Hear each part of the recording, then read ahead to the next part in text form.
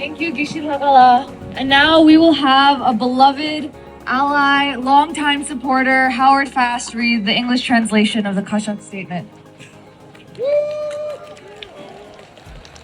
Thank you very much. I'm so happy to be here. This is amazing. So I'm going to try to do this statement justice. Thank you. Thank you. So, Statement of the Kashag for the 65th anniversary of the Tibetan National Uprising Day. On this day, 65 years ago, in 1959, the people of Tibet from the 3 traditional provinces rose in protest against the repression of the Chinese Communist forces in capital Lhasa. Today also marks the 55th anniversary of the martial law imposed on the 5th of March, 1989, after repeated peaceful protests in Lhasa in 1987, 1988, and 1989, and the 60th anniversary of the peaceful protests that erupted across Tibet in 16th. And since 2009, 157 Tibetans are known to have self-immolated for more freedom inside Tibet and for the return of His Holiness, the Dalai Lama, to Tibet. On this solemn occasion, we remember and offer our prayers in honor of our compatriots who have given their lives for the cause of Tibet. We stand in solidarity with those who are still suffering under the brutal occupation of the People's Republic of China. Today, as we contemplate on the future of Tibet, we cannot ignore the developing events in Tibet and beyond. Currently, the ongoing Russia's invasion of the Ukraine has exceeded 2 years. War between Israel and Hamas in Gaza has engulfed Eurasia. The powerful nations continue to forge alliances, and China's economy continued to decline. Increasing and intensified suppression of fundamental rights of Tibetans and implementation of oppressive policies have resulted in an unprecedented threat to the survival of distinct Tibetan national identity. The PRC government's policy of exterminating Tibetan identity since its invasion of Tibet has continued unabated for over 70 years. In the last decade, the PRC government has extensively expanded its pervasive Communist Party organizations to the grassroots level, accelerating massive population transfer within and outside Tibet, and tightening control over movements and daily lives of Tibetans by sending tens of thousands of work teams across Tibet. With surveillance through the grid management system, Tibetans are compelled to spy on each other. Externally, Tibetans are threatened with transnational repression. The PRC government is vigorously pursuing a policy of forging a strong sense of Chinese as one single identity by erasing the Tibetan identity, promoting of Chinese language by banning and minimalizing the teaching and use of Tibetan language, and Sinicization of Tibetan Buddhism, reinterpreting and conforming the content of Buddhist canons to suit communist ideology and manipulation of monastic discipline, and subjecting every Tibetan and every household to patriotic re-education campaign are aimed at eradicating Tibet's distinct religion, culture, and language. The Kashag has highlighted these policy measurements and its implementation in its previous statements. the PRC government has issued various regulations and policy documents that contravene the fundamental principles of the Chinese Constitution and law on regional national autonomy. On this occasion, the Kashag would like to highlight how these regulations and policies are being used to erode the Tibetan language and religion. Marginalization of Tibetan language. The Chinese Constitution and law on regional national autonomy guarantees the autonomous regions to enact regulations on the exercise of autonomy and separate regulations. The so-called Tibetan autonomous prefectures and 2 autonomous counties incorporated into Chinese Qinghai, Sichuan, Gansu, and Yunnan provinces have declared regulations autonomously in their respective areas in the 1980s. However, the so-called Tibetan Autonomous Region, the TAR, has not enacted such regulations until now.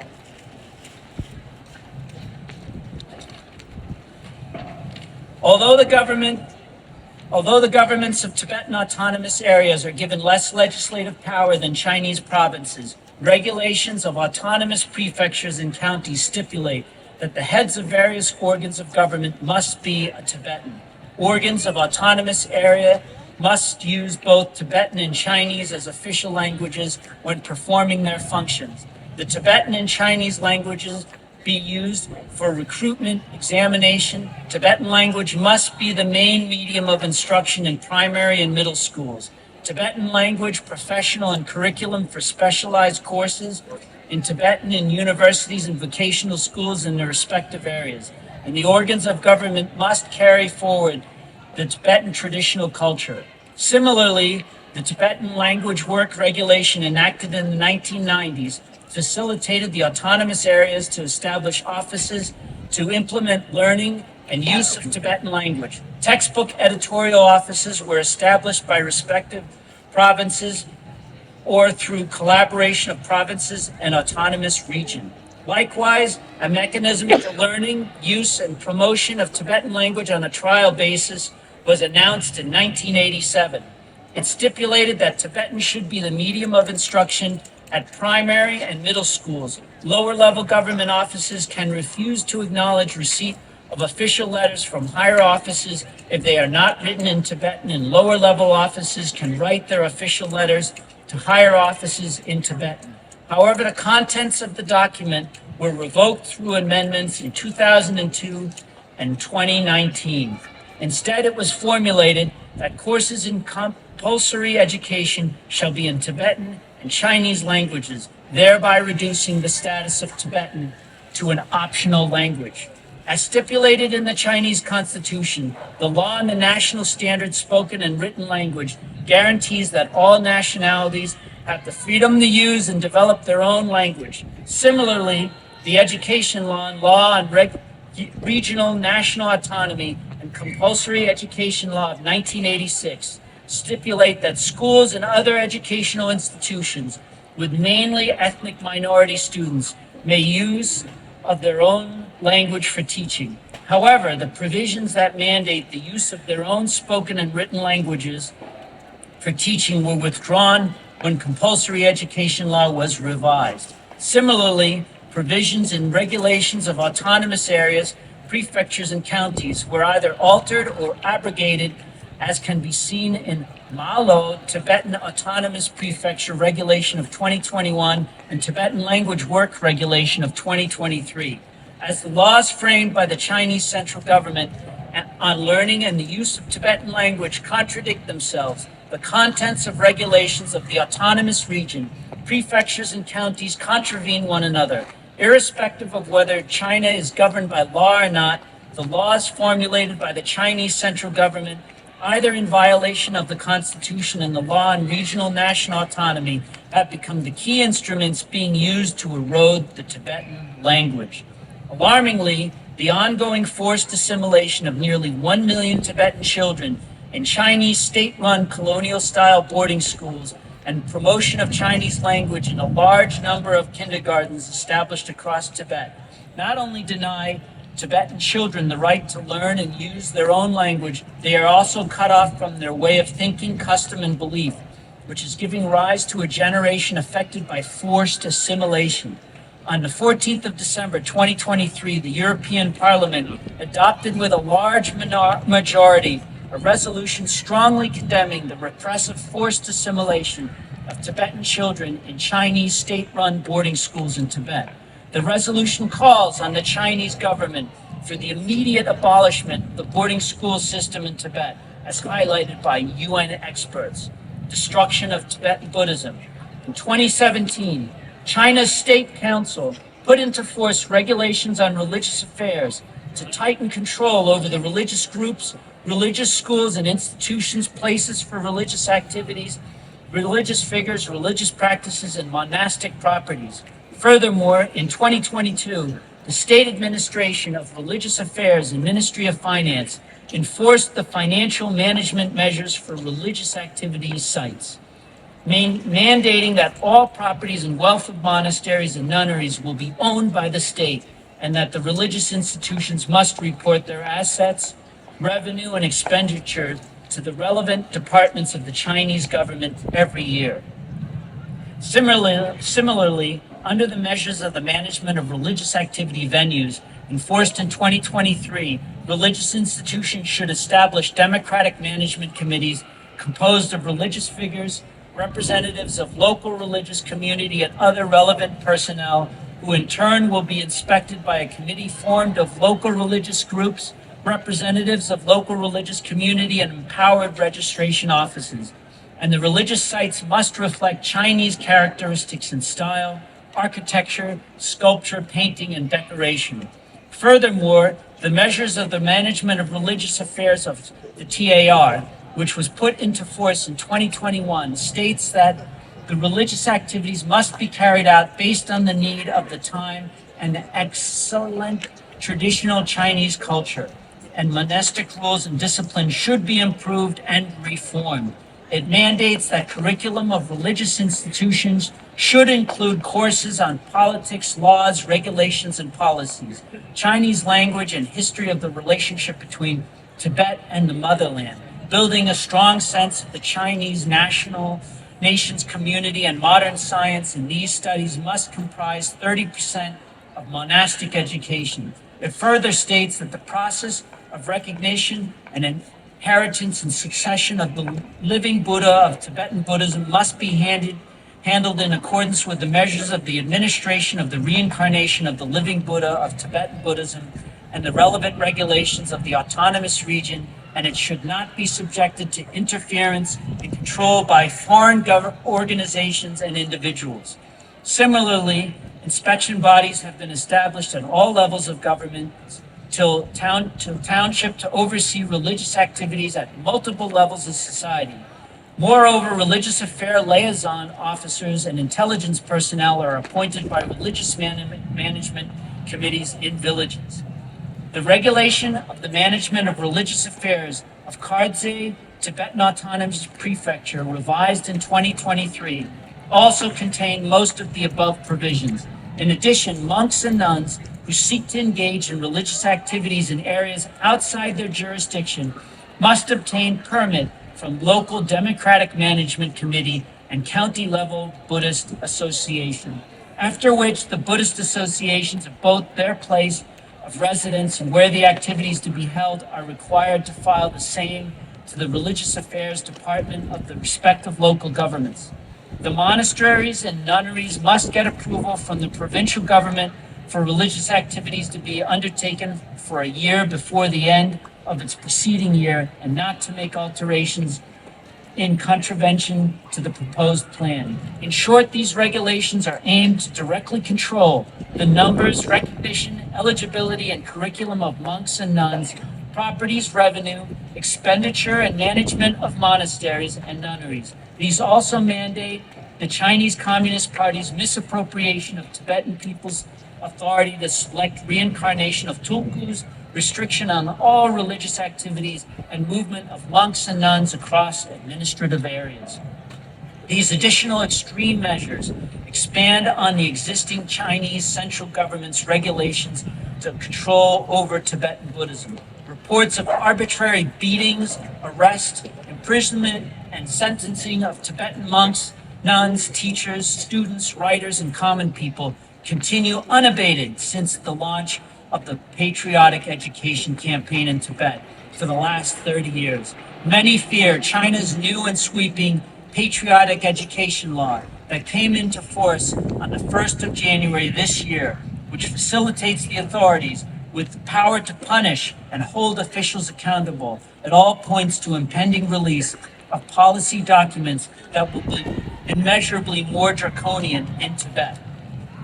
The Kashag, in its 10th March statement last year, highlighted the forced and mass relocation of Tibetan population carried out supposedly in the name of ecological preservation in central Tibet, and damming projects along the major rivers of Manshu, Yellow River, Drichu, Yangtze, Zachu, Mekong, Inkom, and Amdo regions. Recently, China has ordered local Tibetans and monasteries of One Poto area in Derge in eastern Tibet to relocate to carry out construction of Kamtok hydropower dam in Drichu River as part of the 13 dam construction project started a few years ago. On 14th December 2024, video footage emerged out of the area shows a large number of local Tibetans pleading to local government authorities and encircled by Chinese security forces. Subsequently, on the 20th of February, another footage revealed Tibetans kneeling and crying in desperation while pleading to Chinese officials. Reports continue to emerge of arrest of large number of Tibetans. These footages offer a rare glimpse into the real plight and suffering of the Tibetan people. Implementation of this dam project will make the area vulnerable to earthquake. It will lead to loss of invaluable Buddhist cultural relics and artifacts in the local monasteries dating back more than 600 years. It will adversely affect the welfare and livelihood of thousands of Tibetans and cause irreversible damage to the ecology. Such acts undertaken solely for economic gain are nothing but short-sighted, and no one can guarantee that the devastating consequences will not befall on Chinese people living in the downstream of Drichu. During the UN Human Rights Council's Fourth Universal Periodic Review of China's human rights record held on the 23rd of January this year, despite China's efforts to evade scrutiny, 21 countries raised the alert of Tibet, more than double the number in the last review, explicitly expressed serious concerns over the worsening human rights situation in Tibet, particularly emphasizing their concern over China's assimilation of Tibetan children through colonial-style boarding schools and Sinicization of Tibetan Buddhism. Our hope and appeal: we call upon the PRC government to allow Tibetans to learn and use and develop Tibetan as their official language is guaranteed in the Chinese Constitution and law on regional national autonomy. The use of Tibetan language in the offices across Tibet and Tibetan classes in schools, higher education and vocational training centers within Tibet as the medium of instruction should be restored. Likewise, the Tibetan language test and university entrance exam and government staff recruitment exam must be introduced. We call on the PRC government to correctly recognize that these are not only fundamental provisions for the implementation of regional national autonomy, but also the basis for equality and harmony for all the nationalities.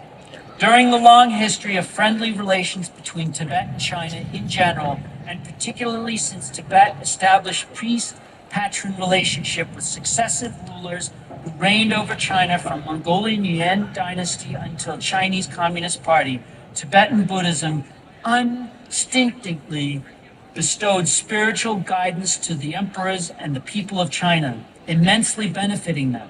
Even today, despite the fact that Tibetan Buddhism can certainly help the government and people of China when their fine traditional culture is facing decline, the Chinese government is ruthlessly resorting to suppression and destruction of Tibetan Buddhism. Tragically, this will only result in harming the interests of both Tibetan and Chinese people. Although the Chinese government has attempted to reinterpret the Buddhist canons to suit its ideology and expand it as excellent traditional Chinese culture, However, it cannot even touch upon the basics of Buddhist philosophy and Buddhist science. The Tibetan Buddhist culture, which is based on core practice of love, compassion, and altruism, is pitted against violent and revolutionary struggle built on self-promotion by communist regime. Consequently, it is a matter of great concern that ordinary followers of Tibetan Buddhism in Tibet are subjected to constant threat of persecution and hatred.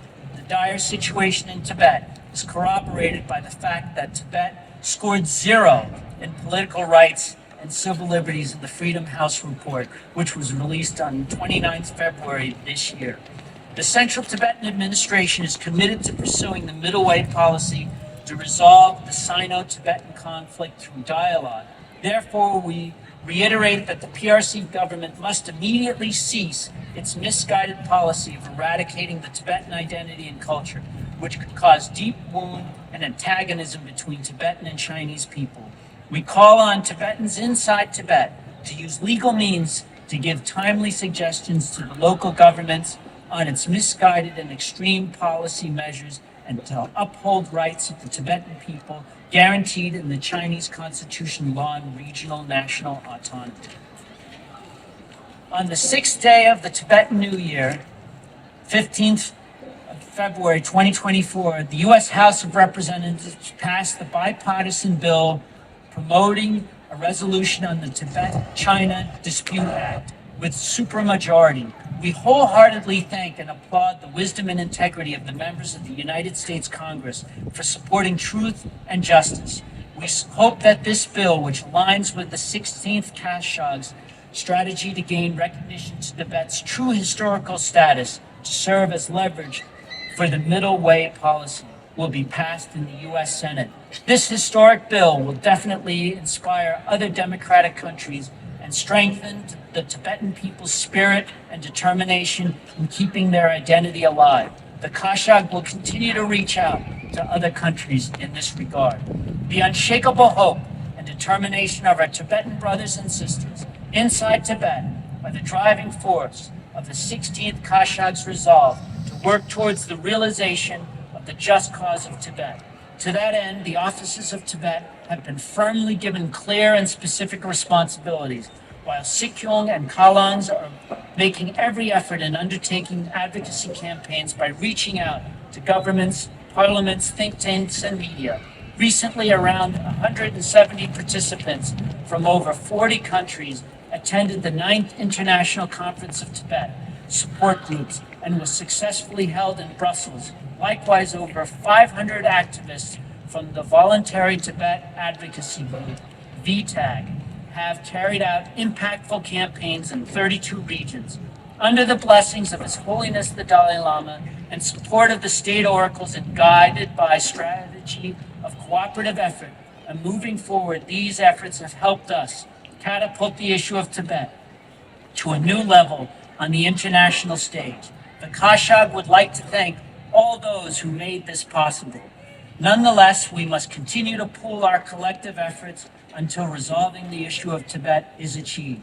His Holiness the Dalai Lama has singularly led Tibetans on the path of democracy and established a vibrant democratic system in exile. Therefore, Tibetans living in free countries have the unavoidable duty to make it robust, efficient, and sustainable. Meanwhile, we have to grasp every opportunity arising from the changing global situation and actions of the Chinese government.